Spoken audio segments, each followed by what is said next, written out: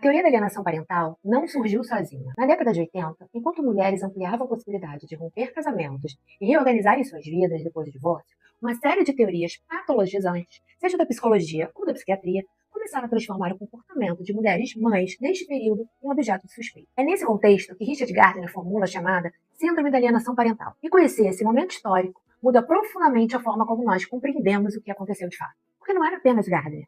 Naquele período, nos Estados Unidos, diferentes construções passaram a patologizar e medicalizar comportamentos relacionados às mulheres e à maternidade, depois que decidiam se divorciar. Em 86, por exemplo, Bruce e Ross formularam a chamada Síndrome das Alegações Sexuais no Divórcio.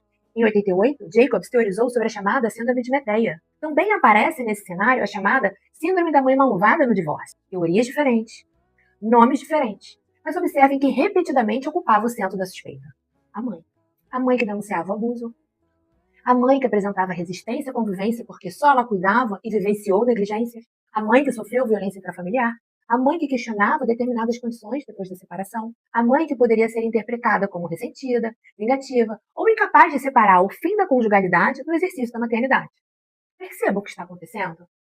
Nós não estamos falando aqui apenas do surgimento de uma teoria sobre crianças, como tentam dizer.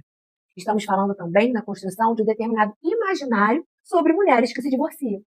A mulher ressentida, a mãe vingativa, a mulher emocionalmente incapaz de aceitar o fim daquela relação. Nesse contexto histórico, a teoria da alienação parental não surgiu sozinha. Na década de 80, enquanto mulheres ampliavam a possibilidade de romper casamentos e reorganizarem suas vidas depois do divórcio, uma série de teorias patologizantes, seja da psicologia ou da psiquiatria, começaram a transformar o comportamento de mulheres mães neste período em objeto de suspeita. É nesse contexto que Richard Gardner formula a chamada Síndrome da Alienação Parental. E conhecer esse momento histórico muda profundamente a forma como nós compreendemos o que aconteceu de fato. Porque não era apenas Gardner. Naquele período, nos Estados Unidos, diferentes construções passaram a patologizar e medicalizar comportamentos relacionados às mulheres e à maternidade, depois que decidiam se divorciar.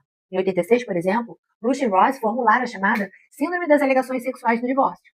Em 88, Jacobs teorizou sobre a chamada Síndrome de Medea. Também aparece nesse cenário a chamada Síndrome da Mãe Malvada no Divórcio. Teorias diferentes, nomes diferentes, mas observem que repetidamente ocupava o centro da suspeita. A mãe. A mãe que denunciava